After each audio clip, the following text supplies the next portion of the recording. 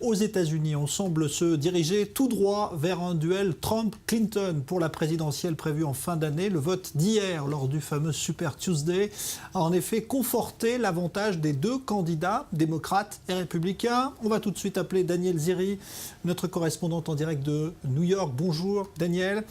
Alors, on va parler avec vous d'abord de Trump qui, malgré les polémiques, eh bien, il est en train d'accentuer son avance dans le camp républicain.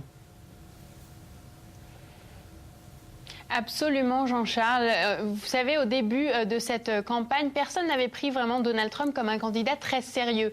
C'était un peu une grande blague. Il faut dire que c'est un candidat qui n'avait pas d'expérience politique, quelle qu'elle soit. Il n'a jamais fait campagne pour un poste officiel, quel qu'il soit non plus. Donc personne ne l'a pris vraiment au sérieux et on a été surpris tout au cours de cette campagne avec les avancées de Donald Trump et à quel point sa candidature était importante dans cette course. Et il faut le dire, il y a plusieurs explications pour cela, comme vous avez dit, malgré eh bien, les controverses qu'il semblait susciter à chaque fois.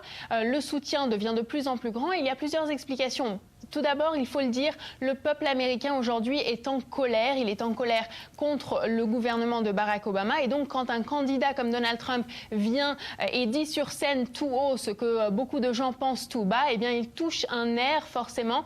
Et là, ça attire beaucoup de votants. Et puis, autre chose qu'il faut également signaler, c'est que Donald Trump est un outsider, ce qu'on appelle un outsider, donc pas un politicien de carrière vraiment. Et c'est ce que les gens veulent. Ils veulent du neuf et Donald Trump eh bien, représente ce neuf.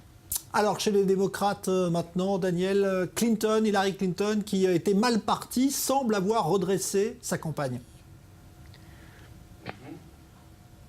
Oui, elle était mal partie et puis oui, elle s'est ressaisie depuis samedi dernier, on peut le dire, dans la Caroline du Sud. C'est là qu'elle a eu enfin sa grande victoire sur Bernie Sanders. Et avant cela, ça a été laborieux. Ça a été laborieux dans l'Iowa, ça a été laborieux dans le New Hampshire.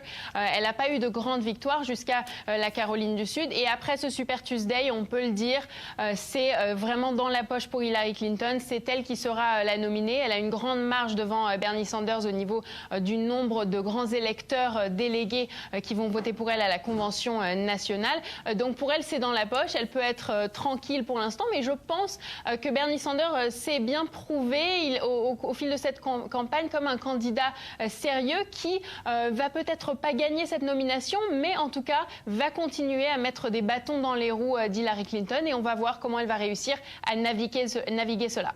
Alors justement, Daniel, la question maintenant, c'est évidemment la suite du programme de cette primaire.